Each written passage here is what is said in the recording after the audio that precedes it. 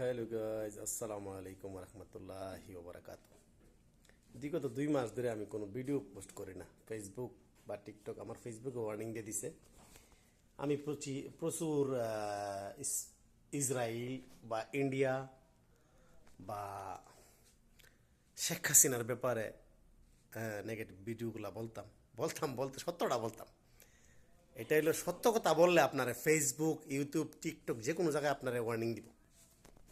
হ্যাঁ, হ্যাঁ, তো এগুলা ভিডিও আমি পোস্ট করার পরে আমার ফেসবুক, টিকটক, ইউটিউব সব জায়গায় আমার টিকটকে ওয়ার্নিং আছে, ফেসবুক আছে, কিন্তু ইউটিউবে ওয়ার্নিং নাই। যদিও মাঝে মাঝে 2-1টা ভিডিও ছাড়ি, তেমন একটা সুযোগ পাই না। তো 2 মাস ধরে রুমে বসা, হঠাৎ কাম নাই। আর ইতালিতে একটা নরসিংদীর রায়পুরার একটা মেয়ে, সম্ভবত তার স্বামী তারে 2-3 বছর আগে বা 4-5 বছর আগে ইতালি নিছে। তো একটা জিনিস চিন্তা করেন, আমি একজন প্রবাসী, আমি জানি প্রবাসীর কি কষ্ট। আপনি বিশ্বাস করেন না করেন, আল্লাহ যদি আমার এমন জায়গায় নেয়, কোনোদিন আমি মন্ত্রী বা এমপি হইতে পারি বা চেয়ারম্যান হইতে পারবো না, এমন আশা আমি করিও না। তবে একটা আমার যে মনের ফিলিংস আমি বলি, জানেন, আমার যদি মন্ত্রিত্ব দেওয়া হয় তা আমি প্রবাসী আর গার্মেন্টস শ্রমিক বা দেশের গৃহকর্মী যারা আছে, বাসার যারা কাজ করে, পৃথিবীতে এত নির্যাতন আর কোথাও হয় না। বাংলাদেশের গৃহকর্মীরা নির্যাতিত হয়, গার্মেন্টস শ্রমিকরা ইফটিজিংয়ের শিকার হয়, স্যালারিটা পারফেক্ট পায় না।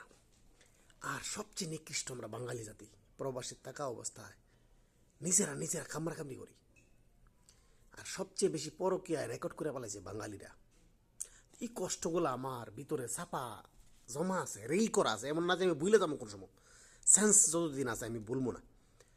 তো আপনাদের কাছে আমার একটা রিকোয়েস্ট, শুধু মেয়েদেরকে, ছেলের কথা আমি বলবো না, জানোয়ারের বাচ্চাগুলোর কথা আমি বলবোই না, মেয়েদের প্রতি আমার একটা রিকোয়েস্ট।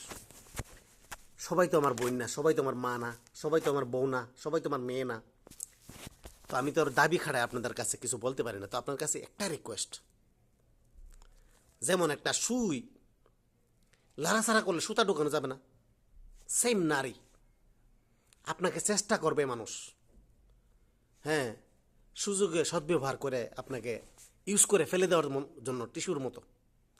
আপনি নারী হয়ে এরকম কোনো ধরনের কাজ করবেন না। যে আজকে ওই মেয়েটা ইতালিতে, কত বড় লজ্জা, সে মুখ দেখাইতে পারে না, ইতালি থাকতে পারবে না, তার 3টা সন্তান তার স্বামীর কাছে তাকায় থাকে, কিন্তু দেখতে পারে না, কথা কইতে পারে না। এটা কত বড় লজ্জার জানেন? আর আমি কেন বলতেছি, আমি 2 মাস ধরে রুমে বসা, আজকে 1 সপ্তাহ 10 দিন ধরে এই খবরটা শুনতেছি, আমার অতিষ্ঠ লেগে গেছে। যে কোনো টিকটকে যে কোনোবার ঢুকি ওই খবরটা পাই। মেয়েটা মোটামুটি খারাপ ছিল না, ভালোই ছিল দেখতে চেহারা। এবার তার স্বামীও তো মন্দ না, সে কত শখ করে আপনার ইতালি নিয়েছে আপনি জানেন? একটা প্রবাসী যখন তার স্ত্রীর ইতালি নেয় বা তার কাছে নিয়ে আসে, আপনি চিন্তা করতে পারেন, সে মনে করে তার কাছে একটা চাঁদ, ডাইরেক্ট চাঁদ পেয়ে গেছে। যেটা আমি ফিল করি, আমি জানি না সবার মনে কি আছে, এটা আমি ফিল করি। আর এই মেয়েটা দেখুন, আমি তো সুন্দর করে বাংলাও কইতে পারি না, মূর্খ মানুষ। এমন একটা মেয়ে যদি ইতালি স্বামীর কাছে যাওয়ার পর, সন্তান 3টা আছে, স্বামীরে ধোঁকা দেয়, পরকিয়া করে, কি বলবো, নারী নামে কলঙ্ক। এখন মেয়েটা দুয়ারে টাকা খাইতেছে।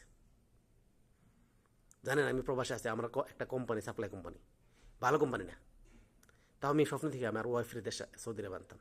এটা আমার একটা স্বপ্ন। আমি আমার মা বাপরে, আমার ওয়াইফরে মক্কা মদিনা দেখামু, উমরা করামু, ভালো ভালো খাবার খাওয়ামু। এটা আমার একটা ফিলিংস।